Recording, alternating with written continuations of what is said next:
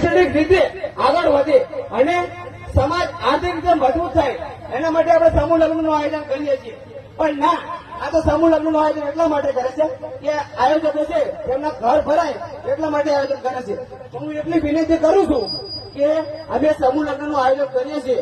આ જે ટ્રસ્ટીઓ છે ને એ પોતાનો ભોગ આપી અને રાત દિવસ મહેનત કરી અને પોતાનો કિંમતી સમય ફાળવીને આ સમૂહ લગ્નનું આયોજન કરે છે. મિત્રો, કાલે જયારે સમૂહ લગ્નનું આયોજન કર્યું ને આખી રાત તમામ ટ્રસ્ટીઓ જાગ્યા છે અને ત્યારે આજે સમૂહ લગ્ન પૂરા થશે ને ત્યારે સમૂહને એક જ કહેવાનું કે અહીંયા રાખે તો કે દાળમાં મીઠું ઓછું હતું કે અને કે મંડપમાં ઠેકાણું નતું.